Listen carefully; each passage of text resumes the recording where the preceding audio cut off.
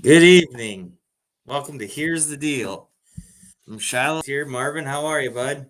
Doing good. How are you? Pretty good. Nice rainy day up here. It's been raining all day. The sun peeked out for about a minute this afternoon. That was nice to have at least a little bit of sunlight. That's for sure. So, We're but yeah, supposed to be getting rain till 10 o'clock tonight and then again tomorrow. So well, I guess I'd rather rain than snow. It is October. Anything can happen at this point. So, it is North Dakota. There's a fair reason enough. we live where there's a reason we live where the air hurts our face, right? That's what we tell ourselves anyway. All right. Well, it looks like we'll have another good show tonight, folks. Dr. Rick Becker is going to be joining us to talk about the property tax initiative. We got him sitting backstage, and we'll get him on in just a moment. Other than that, we have Cole Christensen will be on with us on Friday night, and then Kat Perkins will be joining next week, Tuesday, to speak with us about what's going on with her foundation and the separation from the Teddy Roosevelt Foundation. Yeah. So yeah, next couple of shows are going to be really good, and tonight's going to be great as well. So Yes, I'm looking forward to it. It's been a while since we've had Rick on, so yeah. but with All that right. being said, let's bring him on. Yeah. Hey, gents. There How he you is. doing? How are you, Rick? Doing all right. You got to bring me on when Kat is on. You know, I used to have a big crush on her. Hopefully, no. She got back to us almost right away when I had reached out, and then yeah, we were able to work out the time on Sunday. I just need to get the page updated for her coming on, so that'll be good. Yeah. Before we get going on property tax, Rick, what do you think about what happened in DC today? Normally, I don't watch national news, but dang. Well, I got out of surgery a little early and I plugged into C-SPAN, and I was really surprised to see our own Congressman Armstrong giving the final argument in favor of keeping the Speaker of the House. And it was interesting. He was very impassioned, and I don't see that frequently with Representative Armstrong. So yeah, I was leaning to thinking that it was not going to pass, that McCarthy would remain Speaker of the House. So I was a little bit surprised, but I also was thinking that Matt Gaetz was slow playing a little bit. You know, when I saw some of his commentary, and he's like, you know, I don't know if we have enough votes, and I'm thinking he's very casual about this, because this is a make or break. If Matt Gaetz brings up a resolution to vacate the office of Speaker of the House and he falls on his face, he loses so much political capital. I don't know how you could recover from that, politically speaking. So it kind of occurred to me like he might be slow playing this. Nevertheless, I went with conventional wisdom, thinking it wasn't going to pass, and then lo and behold, it did. I was very intrigued, and I don't know all the details. I'm not that deep into it, but there were a lot of absent votes, and so I'm interested to see what that's all about. Bobbert, I was surprised she voted against the resolution. I don't know what's going on there. So the fact that Gaetz won with his resolution then brings me back to thinking that he was slow playing, and they are playing chess and not checkers. Maybe I'm being optimistic. If they're playing chess and not checkers, then they probably have someone pegged to be the next Speaker of the House. It probably would. Again, I might be too deep in my tinfoil hat area, but if I were Gaetz and I was chessing this out, I would probably act as though I wanted someone else that the rest of the Republicans were going to say no way, and then someone who I intentionally positioned would say, no, we want this person. and then it would seem like it would come from a less biased area. So I'm wondering if they already have someone pegged to take over McCarthy's position. Yeah, no, it was like a wild day because I was like half watching. I had I can't even remember. I had one of the web news sites up. Maybe it was the Post or something like that, and I was kind of reading the article, and I was at work, and I had some customers come in. I was dealing with some stuff, and then all of a sudden, like there was 9 new updates to the article, and I'm like, good Lord. It was nuts because it was in a time span of half an hour. It went from there's not enough votes, it's not going to happen, to it being announced that he had been removed. And I'm like, that's wild. So, yeah, no, I just thought I figured I'd ask your opinion on it because. Right. You know who it should be. It's going to go one of two ways now. Either they will get someone in that will take the conservatives' concerns more seriously, or it'll go the other way, and the Dems will work with the real squishy Republicans to get someone who's even less conservative than McCarthy. So what happens next, I think, is even more thrilling than what happened today. Well, and originally, I mean, just to get McCarthy seated this spring, it was how many? 9, 10 votes, something like that? Oh, no, it was 12 or 14. 16. Yeah, it was a lot. Yeah, 14 maybe, yeah. I'm surprised somebody didn't just, vote for the speaker to be speaker at that point. Oh, boy.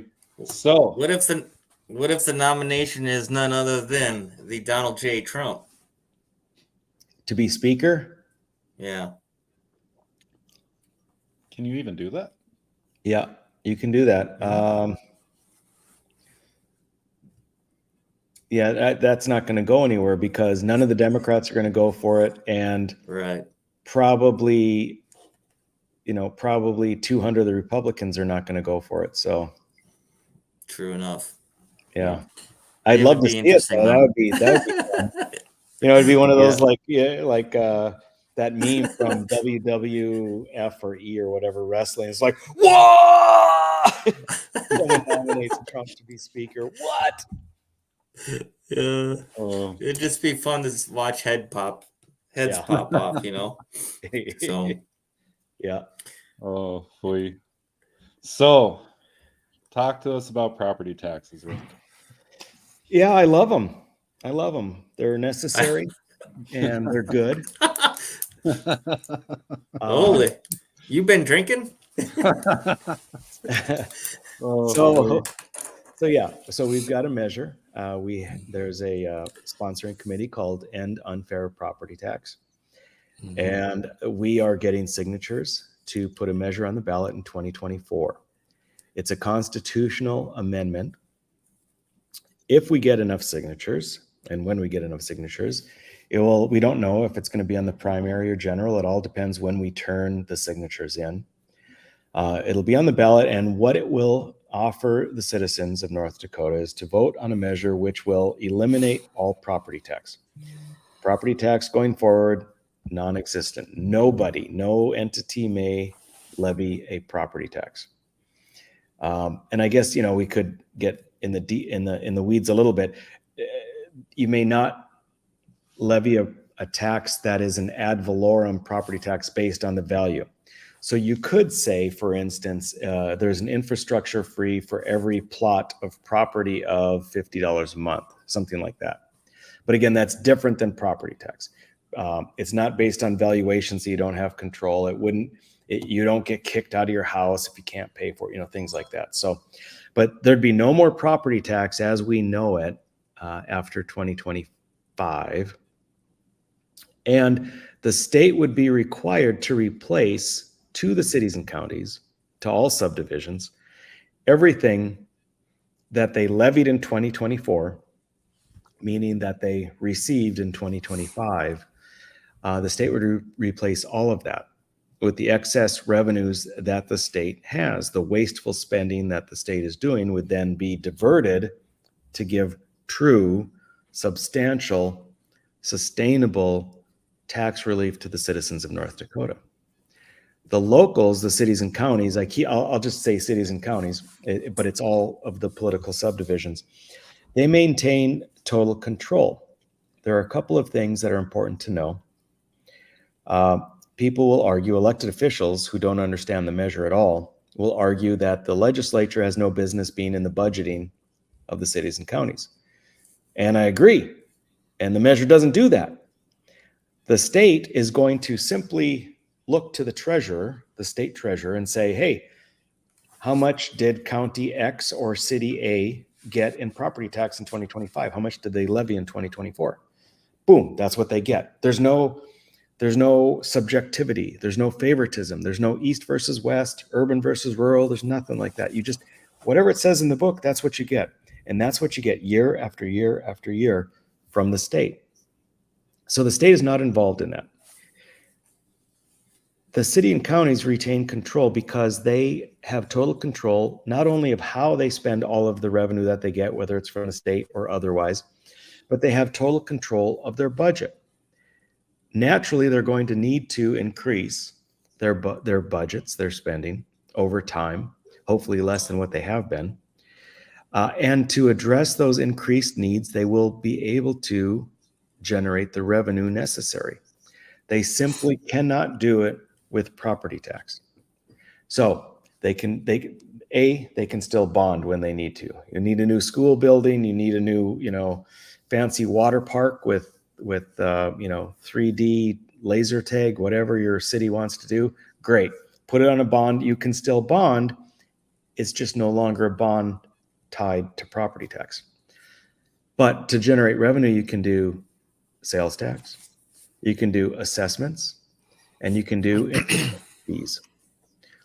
So you would normally be putting those increased needs onto a property tax and getting it from the citizens of your city or county. Those increased needs you'll still get from the citizens of your city or county. They're just going to come by those other means. So this measure is not magical in the sense that it suddenly makes your city and county commissioners more responsible, more frugal, more respectful of your money. But what it does do is it diverts them from raising revenue, which is very non-transparent, where citizens have no say, where it involves a covert tax known as increased valuations, and it converts it to methods of raising revenue that are much more transparent, much more accessible to the average citizen. When you have an infrastructure fee that you want to implement, or an assessment, or a sales tax, you must discuss that at an open city or county commission meeting. You must have public input. Citizens have the opportunity to take it to a vote in many cases. So a much more available tax, and I would say a much more moral tax than property tax, because of course, an infrastructure fee or a sales tax is not going to get you kicked out of your house. That's something that should never happen. We talk about how you never actually own your property if the government can simply take it away from you because you couldn't pay their increased rent/tax that was based on a valuation for which you had no control. So the control issue, I think, is a moot point. It's an argument that we have total victory over. If any of the elected officials are willing to discuss it and debate it publicly, we're happy to do that. The problem is they're not very likely to do that. So that's the measure in a nutshell. There's another, what I brought up were, I would say, two of the three things that are listed in section 1 of the amendment. There's no more property tax. The state replaces whatever was levied in 2024, which means what you pay in 2025. The third thing is that any city or county that did bonding, that voted and said, yeah, we want to have more property tax to make this building, that property tax would stay in place. That's a contract between the citizens of that city or county and the bondholders. And we can't get in the middle of that. It also would not make it fair, because if there's a city that's bonding like crazy and they love taxing themselves, great, more power to them. But another city that is not so spendthrift should not be forced to partake in paying off that debt. So in the circumstances where there's bond debt, that stays in place. The property tax stays in place for that little portion of it, very small portion, until that's paid, until that debt is paid off, and then that property tax goes away too. So those are the three main components in section 1. There's another section that can be very confusing. Hopefully most people don't even bother reading it, because it's a large section, and the whole section is there simply to make sure that nothing changes, as odd as that seems. Now, and that's the amount of debt that a city or county can take on. Because we're changing some definitions and we're moving from assessed value to full and true value, we have to change percentages and other things so that we're not changing things, if that makes sense. I can talk more about that if you'd like, but the gist of it is those three things I mentioned that are in section 1. Well, what are the? Go ahead, Shilo. I was just gonna ask, what are the main concerns that you guys are getting out there? Like, because I have one of these petitions, I've been circulating it, and one of the questions I get is obviously, how are we going to fund schools? And then the other big question I get is, if we eliminate property tax, what's going to stop the big guys like Bill Gates and them from coming in and buying up all our land? Yeah. So there's the two parts there. One is, how are we going to fund the schools? And what I would say is, and I'm not sure why people pick out schools, because you could say, how are we going to fund anything that property tax currently funds? The thing is that property tax money is still dollar bills. It's not special money. It's not magical money. So when we fund something, it's just with dollars, and it doesn't matter where the dollars come from. So what I explain is that, number one, everything that you're currently paying in property tax is going to be replaced with dollars from the state. So your county has a bucket of money, a huge pot of money that is filled currently by people paying their property tax bills. Then the cities and counties take that money from that bucket and they spend it how they want on K-12 education, police, yada, yada, whatever. The only thing that changes is that that bucket of money is now filled from the excess revenue from the state.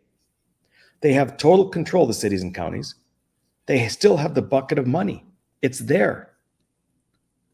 So however they're funding things now, they're still going to fund it with the same bucket of money. It's just, where did the money come from?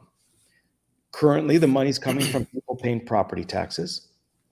In the future, it would be money that people are paying to the state in income tax and sales tax and fees, which the state is currently wasting. And the state fills that bucket of money. So they will be held whole 100% based on what they collect in 2025. And then, as I mentioned, going forward, they'll still raise the revenue they need, but just by other means that are fairer, that are more accessible to the citizens. So if we can agree that, yes, the money's still there, then I have to ask, why would there be any concern about decreased services, including schools? Because I think the common person doesn't understand that, or the person, or I shouldn't say the common person, but the person who's not involved per se, like us three are, or maybe Sure. they don't, you know what I mean, understand that process. Yeah, and I mean it's a brilliant question. It's something that we have to get to the core of, because it's such a simple concept that it seems too simple, that it must be more complex, that the average citizen is not grasping. And it's not. The state has so much money, they can replace what you're currently paying in property taxes. And then the cities and counties are going to generate what they need by a different means. All the money's still going to be there. No services will be lost. No K-12 education money will be lost. And it's, by the way, good to note that the state currently picks up 75 to 80% of K-12 education now. You know, it was only just a few years ago, the state was only picking up 50%. So we went from 50 to 80%. No one noticed. No one's complaining.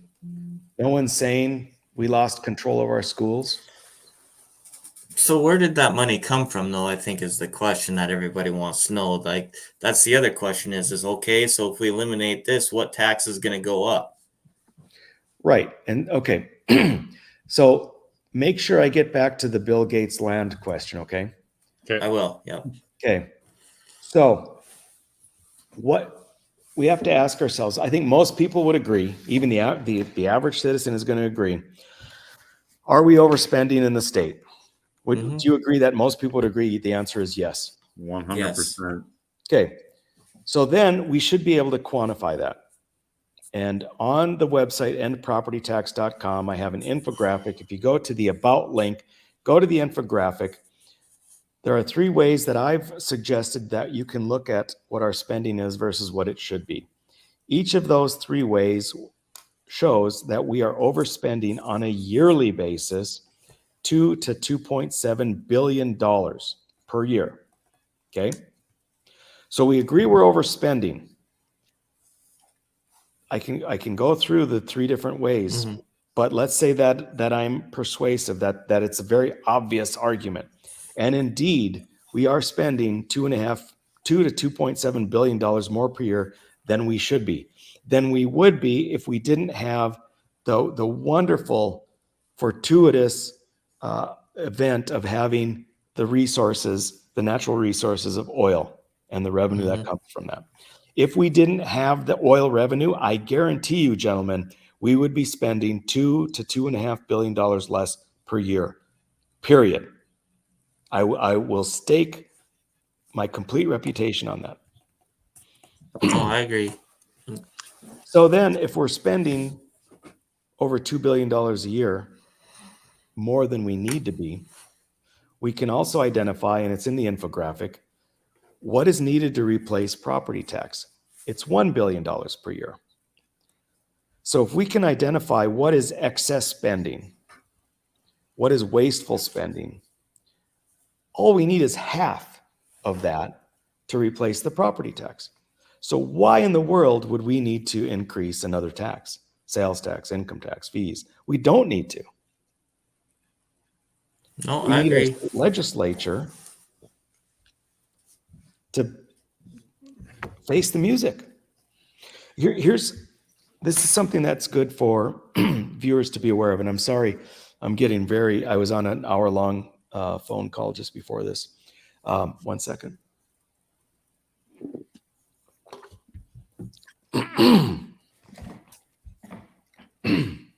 All right. Now I lost my train of thought. Oh, where was I going? Help me out, gentlemen. Legislature, I think, is where you would stop that. Yeah. You're going Well, you're about the waste. If we had a Well, you're thinking about it, Rick. Yes. You had called me about the signing on with the initiative, and I'm like, yeah, sure, send it over to me. I want to look at it, because when I've been out campaigning, I can't tell you how many different legislators told me that they were working on eliminating property tax in 22. And then we come through session, and I think you called me right after session ended. I didn't see any bill that eliminated property tax, but I saw 16 different bills that just targeted 5702, which is the century code for general assessments and property tax. Yeah. And that wasn't including anything else. So like, I read it over. I was already upset at that point, because I had heard rumblings as to what was going to be going on with property taxes. You see these big school projects going up, you see all that other stuff. And so, yeah, I read through it, and I was really excited to see what you had. And I've had people question me about it, like, how are we going to pay for stuff? And the one that I use, I just posted about today, the oil extraction tax. This last legislative session, the legislature decided that we would no longer move to a 6% extraction tax once West Texas Index hit $90 and stayed there. And today, while I was getting ready for the show, I noticed West Texas Index was at 89.55. We're about to cross the $90 mark again. And 1% per barrel that comes out of North Dakota soil is a lot of lost revenue. And then the other bill that they passed, back to the legacy fund and extraction tax, they put a 2% cap on re-stimulation wells. And during session, somebody had asked, well, they wanted a estimate on how much revenue would be lost because they were trying to move it to 0 for 5 years. And it turned out to be, I think, 2% for 18 months on re-stimulation wells. And those are wells that have been capped, weren't producing, weren't pumping. But you go to the North Dakota website, and it was a Bakken restored or something. There was like 7,500 wells that were sitting capped off. And now that there's this 2% extraction tax versus the 6% that we could possibly be seeing just on those wells, there's your lost revenue, folks. There's where your property tax money could have been eliminated. But Right. we're too busy giving big breaks to big companies. Yep. Yeah, so that you're right. So that's, I talk about there's a smorgasbord of options the legislature can choose from to come up with that $1 billion. And I don't even have in that what you've just mentioned. And that should be part of the smorgasbord to choose from. But I'll just go through it here briefly. We know we need about $1 billion. 81 million are property tax is spending on property tax credits. Obviously, that's not needed, so that needs to come off the top. There's Operation Prairie Dog of $115 million a year. That is basically funding what property tax is supposed to. So keep that in place, if you will, the spending of that. Apply it to the property tax replacement fund. Legacy fund earnings. We can say take 200 million of that, annually, again, I'm speaking, 200 million of the legacy fund earnings, apply it to the property tax replacement fund. There's nothing more legacy than getting rid of property tax. If you were just to say, you know what, maybe we have overspent, let's just cut some of the agency budgets by 2.5%. Not a big amount. That's another 165 million. If you look at one-time spending projects they did this last session, because they're so flush with money, they spend on everything they could. One-time spending projects, which means you don't need to spend it again, that's $540 million. You look at subsidizing out-of-state students for college, beyond what would be a one-for-one exchange with our own students, that's $55 million. You look at pork and corporate welfare, that's $750 million per year. So we can come up with $2 billion. It's easily identifiable. The legislature can choose from that. So what I do recall what I was gonna discuss. Many people aren't really aware, but the legislature budgets not according to the money they have, but according to the money they believe they're going to get over the next 2 years. They do a forecast. How much money are we going to get over the next 2 years? That's how much we're going to spend. Now, if their forecast says $20 billion over the next 2 years, that's what they're going to spend in all of their budget bills, $20 billion. If this were to pass, well, let me say it differently. If, on the other hand, the forecast said, no, there's only $18 billion coming in over the next 2 years, then that's what they're going to spend. It's that easy. They're going to spend whatever comes in. Now, if this passes, when this passes, what you're going to have is that initially, for example, the forecast is going to be that $20 billion is going to come in over the next 2 years. The only thing that's different is that the legislature is going to spend according to an amount that would equal $18 billion, because they know that $2 billion over the biennium is going to have to come off to pay for property tax. So there's nothing difficult about it. They just know that they have less money to spend. So you don't have to take away from something. This comes ahead of their budgeting. They budget accordingly. So instead of getting rid of behavioral health, maybe they just won't do Buffalo World in Jamestown. Instead of cutting police, maybe they just don't need to spend $19 million on self-driving tractors, right? So Right. that's how we have to look at things, is this simply puts a constraint on the anticipated revenue for which the legislature will budget. And the other thing I found interesting, so for those of you that aren't aware, like usually the first 20, 25 bills of House and Senate are going to be your budget bills for the different departments. But like this session, I noticed there was an awful lot of bills that had additional appropriations on them, where it was anywhere from 79,000 to $250 million. So it's not just the budget of the departments where they can look at some of these costs. They could probably look at some of the appropriations and decide whether or not we really need to do the one-time spending on some of these projects too. So there's ways to get around this. Are we going to be, when we pass this, are we going to be the first state without property tax in the country? Yes. Yep. Texas is working on it. Texas, by the way, also has no income tax. There are 9 states with no income tax, but they're working on it. And one of the states in the Northeast is also working on getting rid of property tax. It is the most immoral tax, but likely based on how these things play out, if we pass this in 2024, we'll be the first state. That'd be pretty epic. Well, and that's going to drive businesses and young families here. That's what, I got a phone call today. Hey, this, someone who's getting signatures. How do I respond? Because this person was very adamant. They're not signing. They're against it because out of state business that owns property will get the break. And my answer was twofold.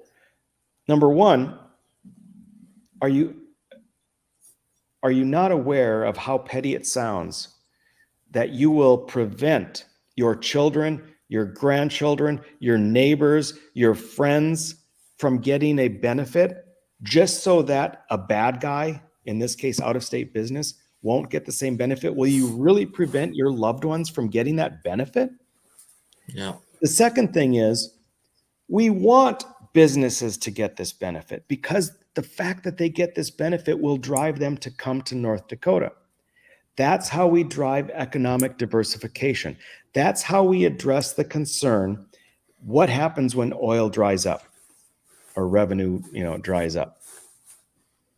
If we spend how we've been spending right now, doing nothing legacy for our future generations, when oil revenue goes away, we go back to North Dakota of the 1980s and 90s, when out-migration was the number one problem. All of the young people were leaving the state. We go back to that scenario. If instead you use this opportunity, which is now halfway past us probably, if you use this opportunity to do something phenomenal and drive economic diversification, then we are insulated if and when oil revenue goes away, because now we have the businesses here and we have the young families here. We address the workforce issues that we have in the state, not having enough workers. This, on every of numerous facets, is a win-win-win-win-win. Well, I agree with everything you said, Rick. The thing that blows my mind is the fact that if you don't pay them, you can get your house taken away. I mean, let's put all the financial stuff aside. That reason right there is the big one for me. Absolutely. That you can lose your home. Yep. And it's becoming more and more evident that that's probably what's happening here, is because even like we heard just last week a story of property taxes going up 79% in Hillsboro. Yep. 49% in Portland, North Dakota. I mean, it's crazy to me that these small towns like that, it's going up. And for what? You know? It's phenomenal. You have there are circumstances where people will lose their homes and lose their businesses because of this, and that's government. Mhm. I mean, it's phenomenal because it's based on a valuation. So someone who you don't elect decides what the value of your house is, and then that determines what your property taxes are. And you can lose your home or your business if you can't afford to pay for those taxes, and that does happen. But something that happens much more frequently, and I think maybe doesn't pull on the heartstrings as much, but I think is probably equally tragic, is you have, your home that you've paid off however many years ago, if you're not a particularly young person, and maybe you're on a fixed income, and those valuations keep going up, and your taxes keep going up, and you get to a point, not that you're going to be foreclosed on and kicked out and be living on the street, but you can't afford to stay in your house. The thing you paid off over the course of 30 years. You have to move out of the property that you supposedly own because you can't afford to continue paying those property taxes. So you must sell it, and you must move to something smaller, less expensive, in a different location where the values are decreased. I mean, that's just about as tragic as actually being foreclosed upon. It's just that it's more, covert. It's not as in your face, but it's no less sad to be forced out of your home because you can't afford it.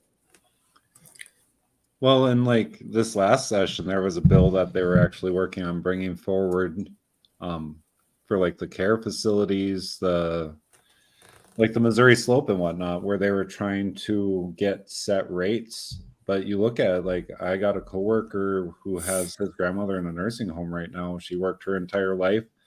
She's there just because they had to get rid of her house, but still, it's $6,000 a month. And granted, I'm not saying that these care facilities aren't needed, but let's look at the health department here. They moved to districts. I mean, we have 6 districts around the state with the Department of Health, but each county is still receiving the same money that they would have had before we moved to districts and just keeping it. Mm-hmm. Like, well, you start figuring out math for counties, folks. That's an awful lot of money that the state's paying twice. Yep. Well, and the locals got COVID money the last couple of years. They got Operation Prairie Dog money from the state. I can't figure out why they're raising it is blowing me away that they're, I mean, it's good for our measure, but it's bad for North Dakotans on how they're raising these property taxes. Well, and if you go to like the state tax commissioner website, like the max cap that they can do without bringing it to the people is like 15% increase at a time. And I was talking with Kit about it. She's out in Hillsborough here, and I'm like, well, they do 15% for the county, 15% for the school, 15% for your city. And I go, by the time you're done with it, there's your 79% increase. I don't know if it works that way, but yeah, I get it. She's just trying to figure out the math without all this stuff. I'm like, well, here's 15, 15, 15. She had about the same reaction you just did. I was just using it as case in point. It's like, okay, well, here we go. And it's nuts because it's funny if you reach out to your lender, like I did here recently, because we all have to have mortgage insurance. Once you hit a certain percent, the mortgage insurance is supposed to go away. We're fortunate enough when we bought our house that our neighborhood's actually gone up in value, which would have taken me past what the prime mortgage index would need to be, where I could get rid of mortgage insurance on my loan. And my lender goes, no, you have that for the lifetime of your loan. So the only way for me to get rid of it now is to go through the entire process of refinancing at 7.5% or 8% that it is right now to get rid of it. And the funny thing is our loan's currently through a state agency because The original loan was handled by a bank, and then it got moved to North Dakota Housing Finance Authority. And when I asked him about it, he seemed upset I was asking in the first place. But you take that out, that's part of your loan.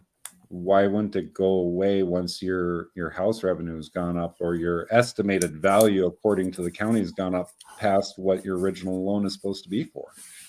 You think they'd want to get rid of that? Yep. Sorry. That one blew my mind. So let's go back to the Bill Gates question, and Yes. and how do we keep these guys from buying up our state? Right. So let's have that discussion. So right now, people out of staters are able to buy up land in our state, right? Mm-hmm. So we must compete with them in the marketplace right now. When we get rid of property tax, what is going to make Bill Gates and others want to buy property in North Dakota? It's going to be the increased value because of the decreased costs of maintaining that property, right?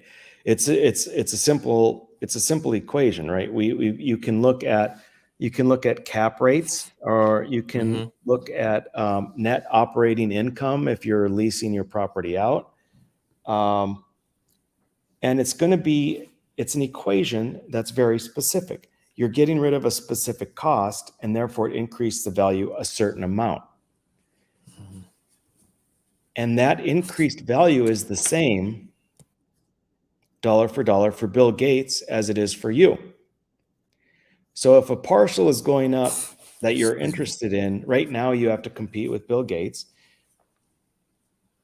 When you're looking at buying that parcel, you're looking at what the cost is to purchase it in the beginning, and the cost to maintain. And so if you know that there's no property tax, you're able to pay a little more upfront, because if you're taking a loan from the bank, your monthly payment to the bank is going to go up a little bit, but now you have no property tax. So that equals out. So Bill Gates is under he's not under any other operating mechanism except simple dollars and cents. So I fail to see why and how this would make out-of-staters suddenly more competitive to be able to outbuy you than they are now. Yeah. The value is increased. There's no doubt. There's greater value in owning property in North Dakota once this passes. But the incremental increase in the value is the same for you as it is for Bill Gates. He's not going to suddenly triple his offering price because there's a 10 or 15% increase in the value of the property. He didn't get super rich by throwing his money away. Right. So I think that it's unwarranted. It's a knee jerk. I mean, I get it, but it's kind of a knee jerk thing. The out-of-staters are going to buy us up. Well, they're only going to buy us up if it's a better deal, or they're only going to want to buy us up if it's a better deal. But if it's a better deal for them, it's also a better deal for us. So we're also going to want to buy it. So we're in the same marketplace we are now. Does that make, I seriously, let me know, does that make sense to you? Does that seem like a valid argument that I'm presenting, or where is it weak? It does. I feel like the people that have said this are, some of it is, like you said, a knee-jerk reaction, or maybe it's just I don't know if you want to call it a talking point, or just to have a healthy debate. Let's just put it that way, I guess, is the best way I could say it, because a few of the guys that I ran into while talking about this, I was told that I needed to worry about other more important things, and maybe before talking about property tax, actually going look to see what the ratio is of North Dakota residents that own land here. And so I do believe that it's versus out of state. And so I do believe that some of it is just a talking point, and you bring up valid points with what you're saying. So Now, I'm when just, people are, I've gotten, sorry, I didn't mean to cut you off, but this has come up a handful of times, and I was asked to ask you about it yeah, when we had you on. So, well, is anyone giving you, see, the thing is, we don't know how much land is owned by out-of-staters. So, yeah, and none of these people have given me that information. No, and the reason is because they don't know, right, but they're basing their they're basing their position on hearsay. That, like, oh my gosh, so much of the land is owned by out-of-staters. Well, they don't know that. I don't know that. Well, you look at 2020, during all the different governor mandates, they moved the state land board, the school land board rentals or leases or however those things work to strictly online and blind bids. So who knows how many out-of-state companies are already leasing our school lands. So yeah, normally there's more announcements, there's more stuff like that, and I was actually kind of watching it as it happened. But yeah, you had bidder number 51, and that's all the information you're ever going to find out. Yeah. I don't know if bidder number 51 is Bob 3 houses down the street from me, or Bill Gates, or Right. Nobody we knows don't know. how much land is owned by out-of-staters. Nothing changes. It's a Yeah. better deal for out-of-staters, and it's an equally better deal for in-staters. Nothing changes. And so this is a little bit of a I'm not sure how to describe it, but it lacks It's a thorough mute argument. It lacks Yeah. thorough thinking. Now, here's the thing too. So let's say an out-of-stater owns the land, and someone says, "I don't want out-of-staters to get a benefit because they should pay their share." Well, the question is, in what way would they not be paying their share? What are they doing with their land? So if they have a presence in state, then they have income tax, they have sales tax, they have fees.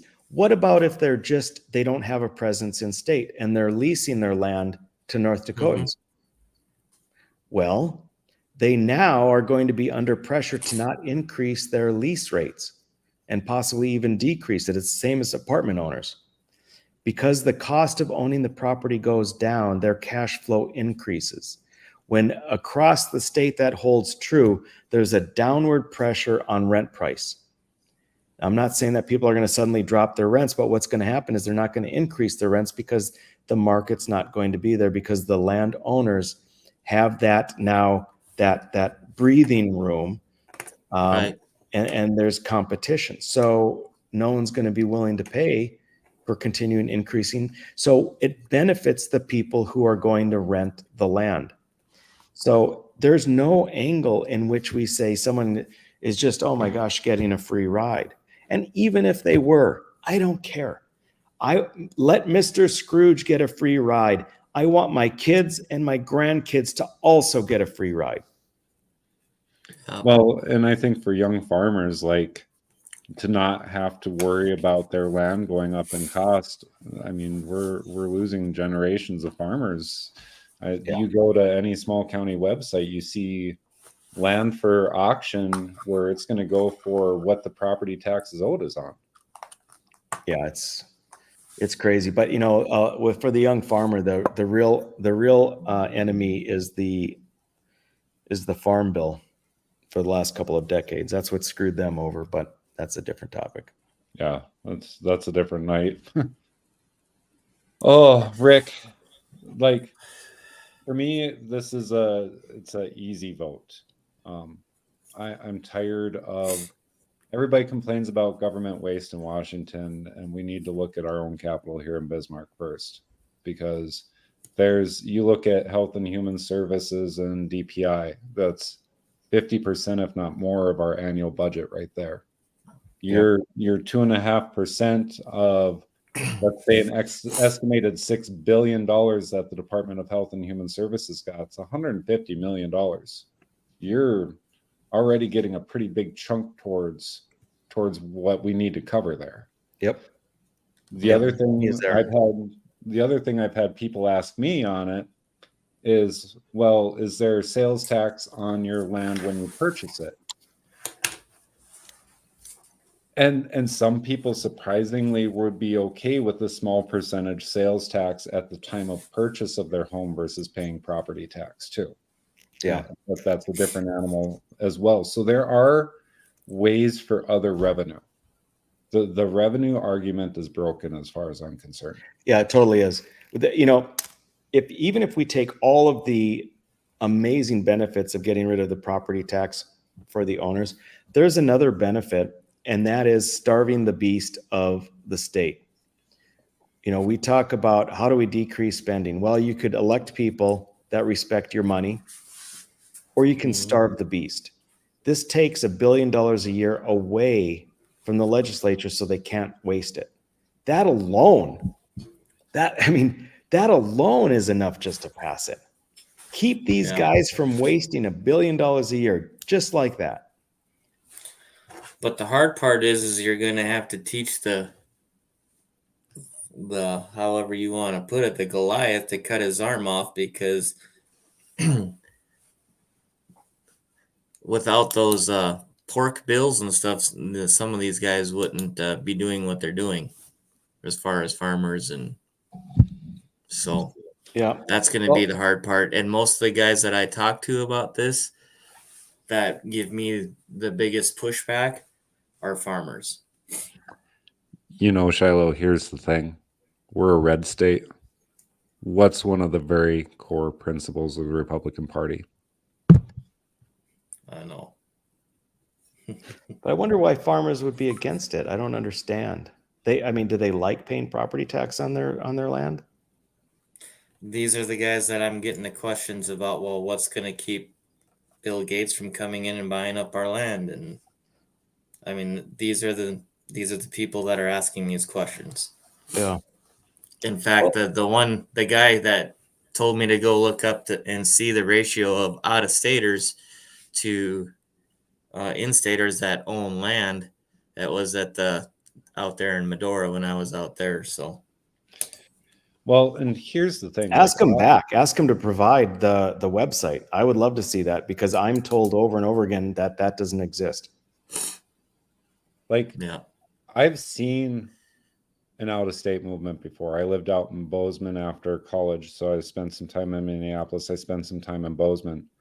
I was out in Bozeman when Ted Turner was coming in, and all the Hollywood people were snapping up properties. Hollywood's going to pick a destination. These big out-of-staters are going to pick a destination where they can go relax and build $1 million mansions. They're not going to pick North Dakota. And I'm not downplaying our state. But when they come in to buy land like that, it's because they want a destination to go to. They're not going to buy up our farmland just to sit and work it or turn it into a resort. That's ridiculous. Right. So I agree. So, and the other thing is the loopholes in our own system. You look at a business, you can have a business in Maryland, but you can be registered through our Secretary of State's office, and you have a registered agent that's right here in town. Like, you follow some of these corporations, there's one address where you'll find 30, 40, 50 businesses registered to because they're registered agent. Yeah. So they'll always find a way to get through. So why aren't we giving our future generations a break on property tax? Yep. There's always a loophole. Oh, I agree. So until we get a legislative assembly that's going to actually hold to the Republican principles when it comes to limited government and all that fun stuff, and we start locking down the loopholes in our century code that allow these out-of-state companies to bypass and come into our state, we need to give our children a break, because at this point, like, I'm 45, my oldest is 24, my oldest daughter is 24, my youngest daughter is 6. My oldest daughter has been looking for a house for 2 years now, I think. And the prices keep going up and up and up and up, and the property tax keeps going up and up and up and up. And there's a chance that she may never own her own home. And that, once upon a time, was the American dream. Right. Oh, I agree. You know, Shilo, back to the guy who's saying, you know, the ratio. Again, I'll reiterate, I don't know that he actually is basing it on anything factual. But more importantly, there's 3 main categories of where property taxes come from: residential, commercial, and agriculture. Okay, number 1 is residential. So he's talking about allegedly that there's a significant percentage of agricultural land that are out of state. Well, that's a minority of all property taxes paid. Yeah. So even if we granted that he's correct, and I would put a bunch of money he's not, it's still a small minority of all property taxes paid in North Dakota that would be paid from out-of-staters. Good point. Good point. And those numbers are available on the state websites. They'll give you, at the tax commissioner's office, they give you the exact amount that come in from commercial, residential, and agriculture. And agriculture is a much smaller percentage. That's a good point. Keep that in mind. I should. I don't know. We're tied to about an hour, right? So we got 3 minutes left. No, we got time if you need to talk about anything else. Well, I just wanted, for your benefit, on this infographic I have. So I went through the budget, about 550 pages, and pulled out all the stuff that was wasteful and corporate welfare and pork and bloated government. And then in this infographic, it's just a small percentage of things I have listed. But I wanted to point out, when people say, well, you know, are we really, there you go. Yeah. So exactly, that's the same. That's the page. It's kind of a 3-pager, but that's the page.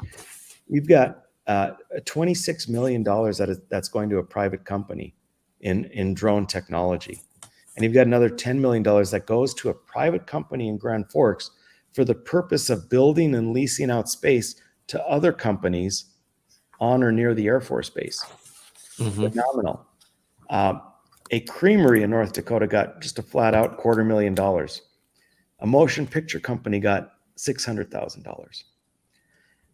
They are giving out $140 million to various energy industry players.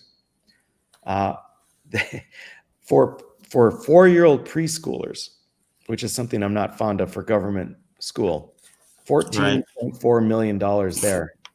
$60 million they're repaying a line of credit for private companies in the energy sector.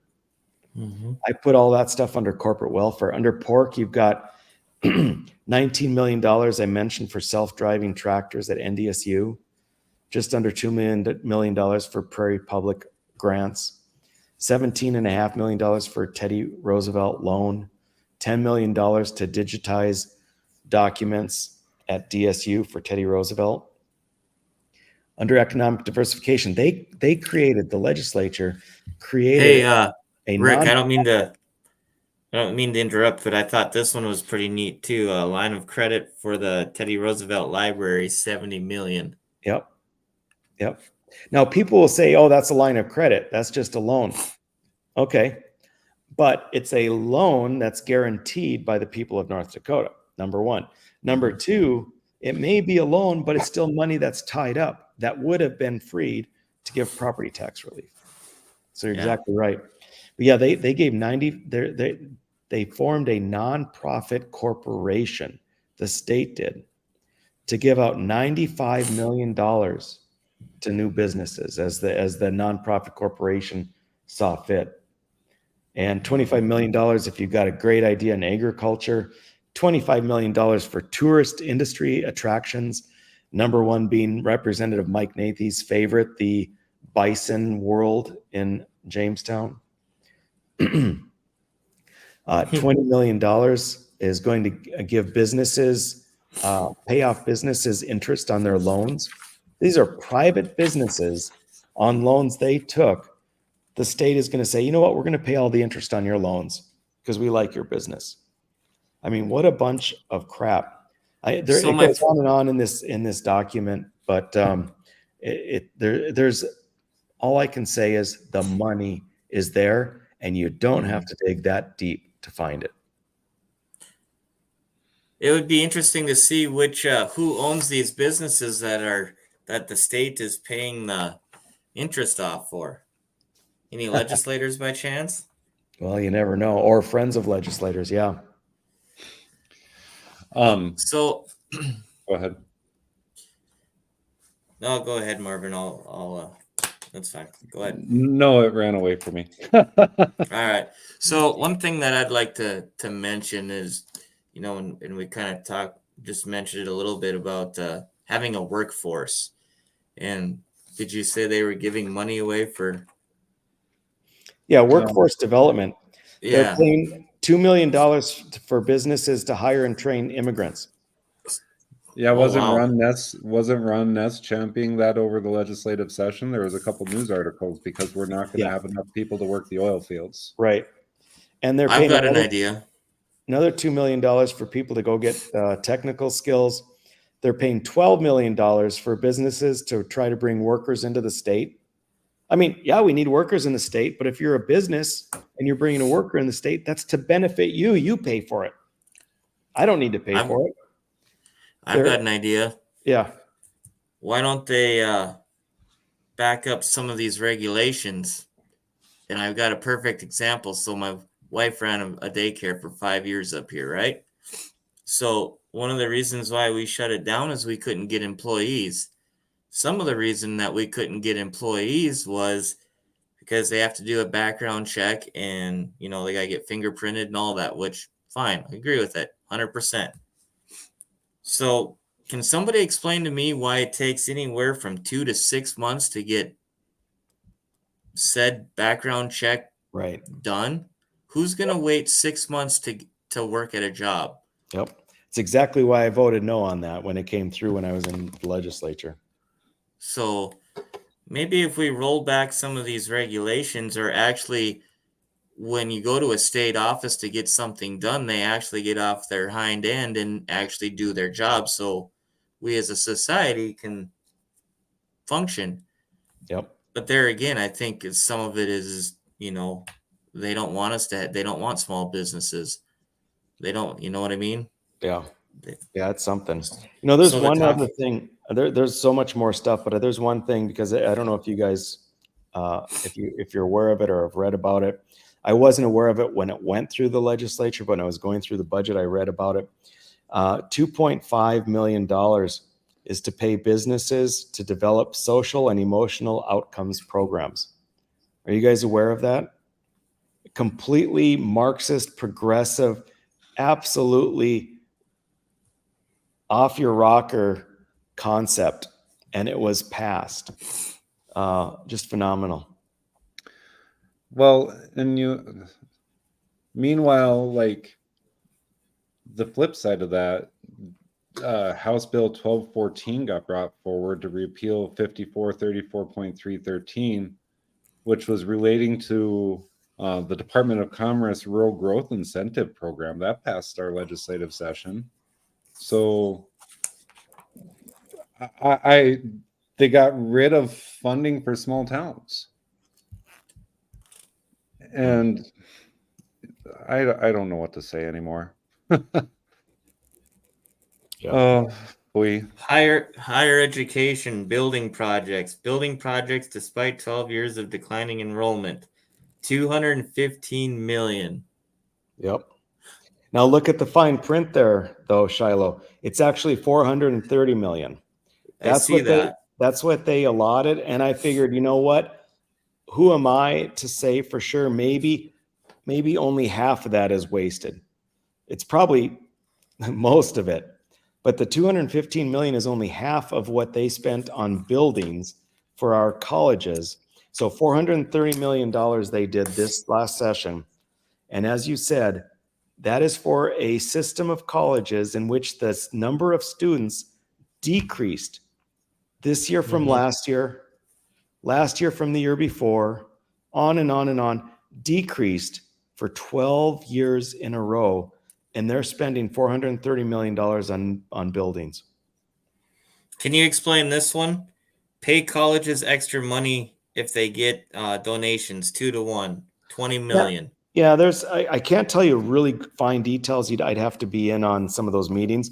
But what it comes down to is if they can get donations into an overall program that I forget what the cutesy name is, but the basic idea is if they get a donor that says, yeah, we'll donate $100,000, then the state will automatically kick in another $50,000. So it's just more money beyond what the college originally needed. Well, and that's what we're doing is we're throwing a ton of money at our higher education system. Yeah. Well, another one that I found interesting was we had 1267 get passed this last session, where the changes the rules for the county treasurers shall issue a regular tax receipt in the names of the county beginning with the earliest year in which the tax is delinquent. So this whole thing regards if you become delinquent on your sale. They struck out a ton of stuff. Changed it, sold for a sufficient amount to cover all outstanding taxes, special assessments, penalties, and associated costs at the time of sale. They removed to the owner of the record title of the real estate listed in the notice of foreclosure. They removed to the clerk of district court. They removed to the unclaimed property administrator.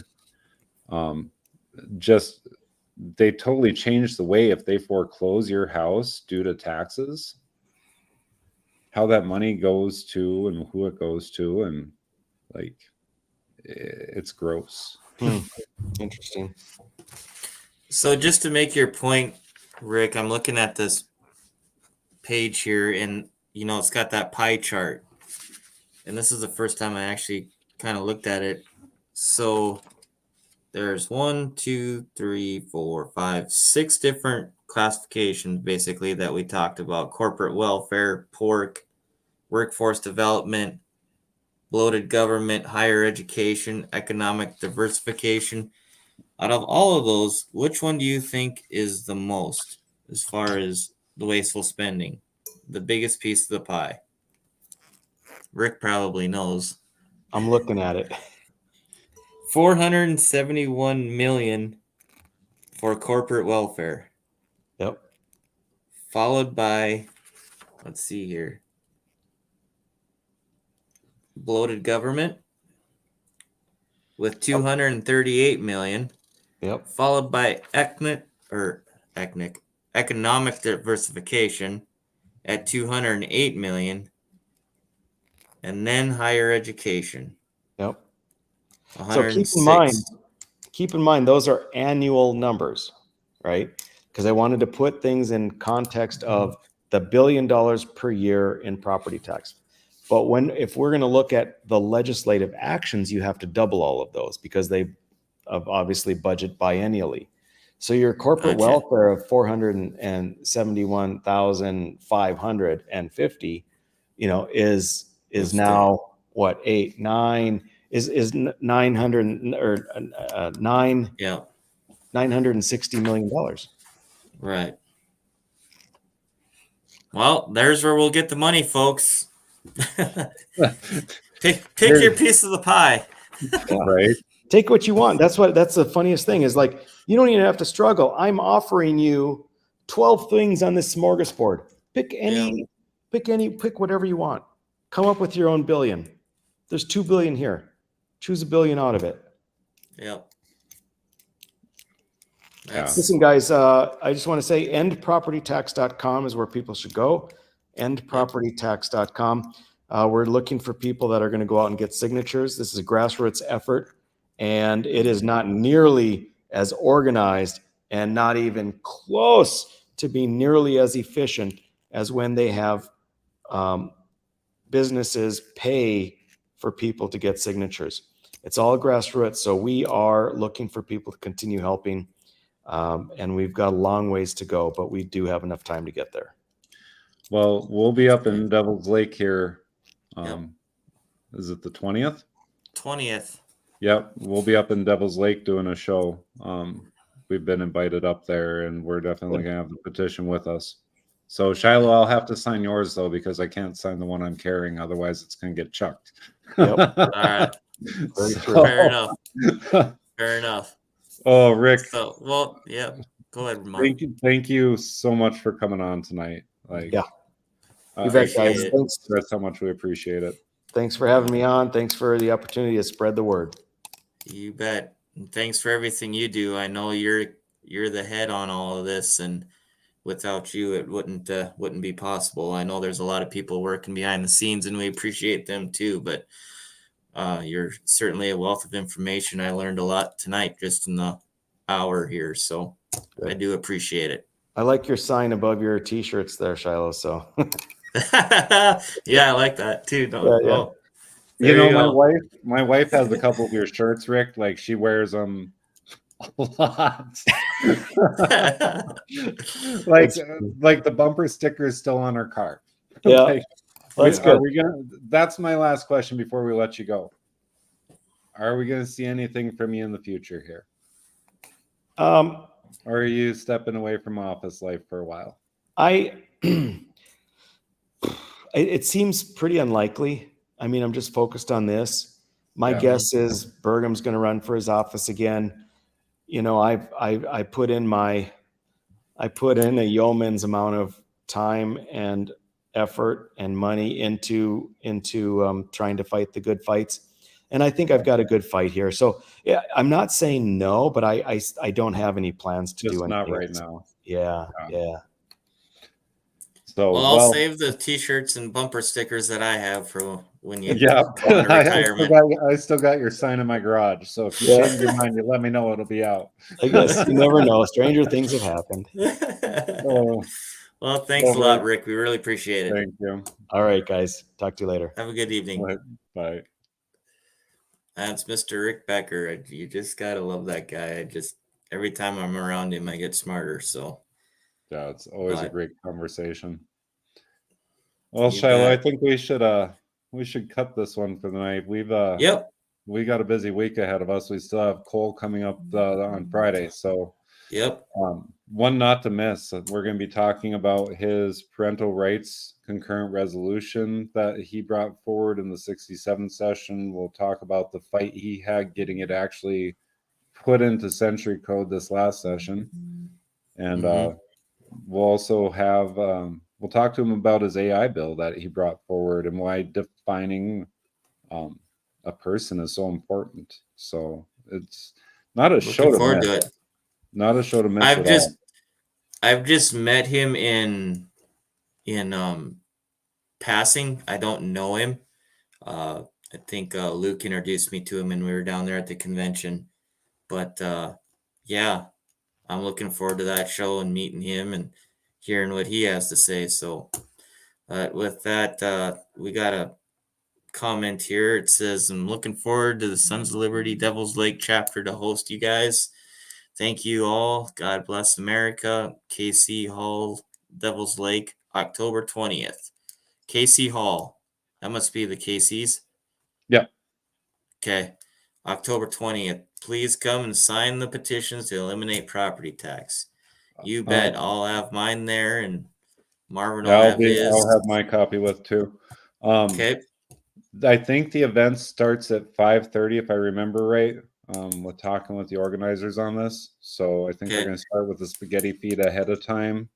We'll still be doing the show around 8, I think. Okay. I know we've reached out to, or they're planning on reaching out to some of the legislators up in that area to have them come and speak. Maybe we'll get them on the show for kind of their session recap and plans moving forward.